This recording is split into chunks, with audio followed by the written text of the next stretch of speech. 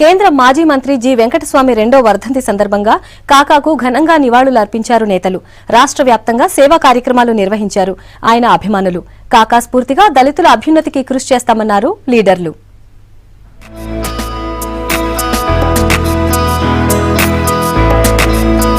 మంచిర్యాల జిల్లా గోదావరి కనిలో కాకా వర్ధంతి వేడుకలు ఘనంగా నిర్వహించారు. కాకా చిత్రపటానికి పూలమాల వేసి నివాళులర్పించారు తెలంగాణ బొగ్గుగని కార్మిక సంఘం అధ్యక్షుడు వెంకట్రావు. కాకా ఆశయ సాధనకు కృషి చేస్తామని తెలిపారు. సింగరేణి మనుగడ కోసం కాకా ఎంతో కృషి చేశారని గుర్తు చేశారు నేతలు. కొన్ని లక్షల మంది కార్మికులకి ఎంతో సేవ చేశారు. ప్రత్యేక తెలంగాణ రాష్ట్ర ఉద్యమంలో స్వయంగా పాల్గొన్నారు. అనేక కార్మిక సంఘాలకు నాయకుడిగా ఉండి సేవ చేశారు. ఇక్కడ ఈ కార్యక్రమాన్ని నిర్వర్తిస్తున్నారంటే కాక వెంకటస్వామి గారి మీద గోదావరి కని ఏరియా ప్రజలకి కార్మికులకి ఎటువంటి ప్రేమ ఉందో తెలుసుకోవచ్చు. మంచిర్యాల జిల్లా కేంద్రంలో దివంగత నేత వెంకటస్వామి వర్ధంతిని ఘనంగా నిర్వహించారు నేతలు. ఐపీ చౌరస్తాలో కాకా చిత్రపటానికి MLA Diwakar Rao, DCMS chairman Srinivas Reddy, municipal chairperson వసుంధరతో పాటు టీఆర్ఎస్ నాయకులు నివాళులర్పించారు. ప్రభుత్వ దవాఖానాలోని రోగులకు పండ్లు పంపిణీ చేశారు.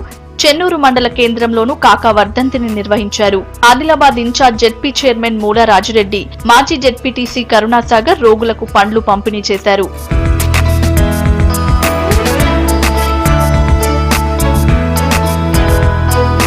తాను హైదరాబాద్లో దాదాపు పేదవాళ్ళందరికీ గుడిసెలు మరి నిర్మాణం కోసం ఎంతో కృషి చేసిన మౌనత వ్యక్తి.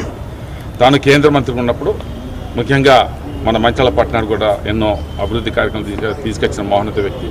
తాను పెన్షన్ విధానాన్ని ప్రవేశపెట్టి ఈరోజు ఎందరికో రిటైర్ తర్వాత ఇలా ఉపయోగపడుతుందంటే అది కాకా వెంకటస్వామి గారి పుణ్యమని సందర్భంగా చెప్తూ పెద్దపల్లి జిల్లాలో కాకా వర్ధంతిని ఘనంగా నిర్వహించారు యూత్ కాంగ్రెస్ నాయకులు. స్ఫూర్తి మానసిక వికలాంగుల కేంద్రంలో ఏర్పాటు చేసిన వర్ధంతి కార్యక్రమంలో కాకా చిత్రపటానికి పూలమాలలు వేశారు.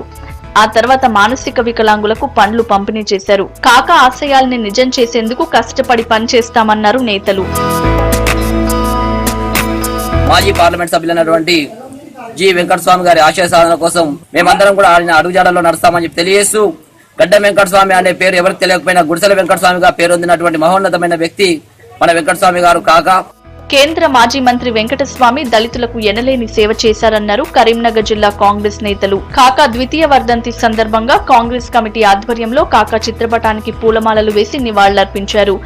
దళితుల ఐక్యతకు కృషి చేసిన కాకా ఆశయ సాధన కోసం కాంగ్రెస్ నేతలు కృషి చేయాలని పిలుపునిచ్చారు.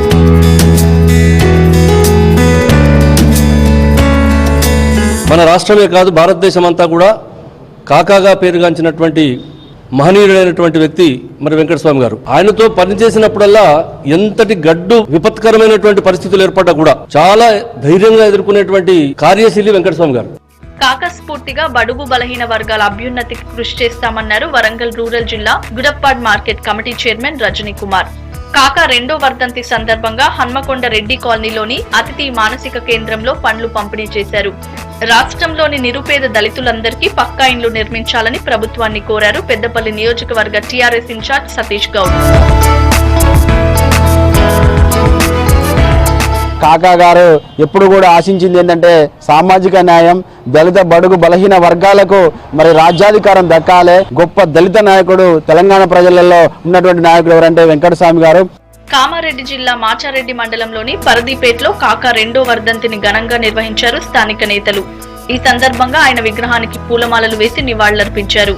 బడుగు బలహీన వర్గాలకు కాకా చేసిన కృషిని గుర్తు చేసుకున్నారు నేతలు.